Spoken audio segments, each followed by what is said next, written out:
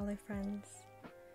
Today I'm going to be showing you how I made these lovely bags of peppermint creams for my friends. Let's get started. So you're going to need some little bags that you can put your treats in. Make sure that they're big enough. I almost didn't have enough room. And then I've got these cute stamps. I'm going to be using this little chick. Very cute. And I've got my Stays On ink pad. Now this is permanent ink because I will be colouring mine with felt tip pens. So if you're going to be using pencil crayons, you can just use regular black ink. Now I'm going to stamp my design onto my cardstock. This is 160 GSM cardstock. It's nice and thick, but not too thick. You want it to be a little bit pliable because you don't want it to like stick out. And yeah, we're just going to do 2 of those because I'm only making enough treats for 2 friends because they don't really eat chocolate that much, so I decided that I'd make them some peppermint creams this year.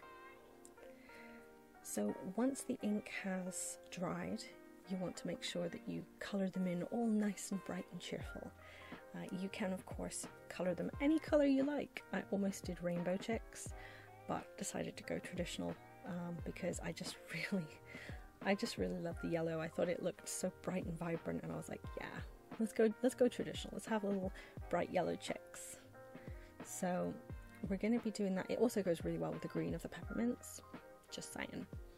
So I wrote a little Easter greeting on each one, and when I cut them out, I realised afterwards that I had not left a little area at the top to hole punch, and I didn't want to hole punch through the chick's head. So it was time for my crafter self to do a little bit of DIY fixins. So I got my little jute twine and I cut myself a couple of lengths because I was going to use this to seal the bags, and it meant that instead of putting these on at the end, I had to do it now. So I cut a little bit of white cardstock, nice and big so that it was, you know, would hold really well, and some Pritt stick, and I just stuck it over the jute. So it held it so well, no problems whatsoever. As soon as it was dry, it was good to go. So, you know, there's always a way to fix mistakes, and yeah, just don't worry about it. Little mistakes happen. We're good. I'm going to show my mistake. It's fine. It worked out. So there we have my 2 little chick tags, and we're going to make the peppermint creams. Now, to make them, you're going to need 250 grams of sieved icing sugar.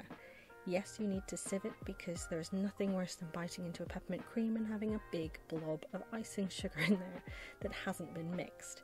So learn from my previous mistake, sieve the icing sugar. And that does take a little bit of time, but it's okay. I'm using American peppermint extract because that's what my grocery store had.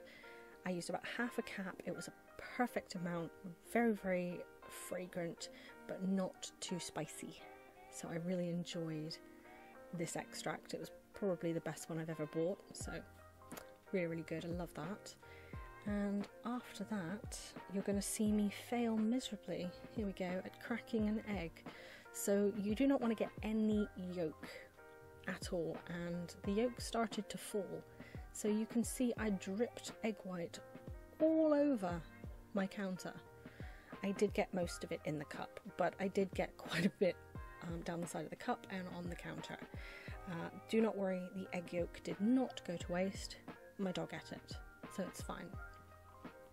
Anyways, now I'm going to add the egg white little by little and mix it in with my spoon. You can use your hands, but honestly, using a spoon was just as easy and not as messy because it's only a small batch, so you don't want it all stuck to your hands. So you're going to see me, look, I'm speeding through. Look, this is a good arm workout. I'm speeding through and making my peppermint creams. God, you know, this took ages, but it was so satisfying watching it come together. So here we go, it's together, and I'm going to dye it green with my Wilton gel food colouring. You literally only need a tiny amount. This is one of the best purchases I've ever made, gel food colouring. so much better. I don't know what would have happened if I tried to add liquid food colouring to this. It probably would have just turned into a puddle. But as you can see, it's a beautiful pastel green colour. I thought it was perfect for peppermint creams. Now the next thing is you're going to take out little pieces of it. Normally you would roll it between your hands to make it into a very smooth ball. However, mine was a little bit sticky because the last bit of egg white kind of fell in a big lump and I didn't need all of it. But it works out fine, honestly. So you're going to just separate it out and you'll squish it down with a fork. So it's all good. Now I will say, if yours turns out a little bit sticky like mine did, it's not a big deal.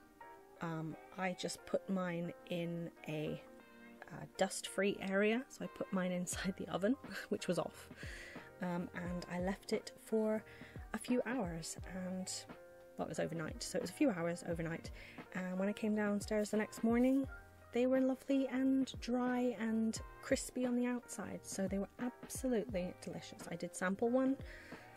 I had to check, you know, for how good they were. You know, you can't give them to someone in case they're bad, you know, how to test them. But this is what they turned out like, and my friends absolutely loved them. They've had them a little bit early because there's egg white in there, but you know, it's okay. Anyway, thank you so much for watching, and I'll see you in the next video. Bye!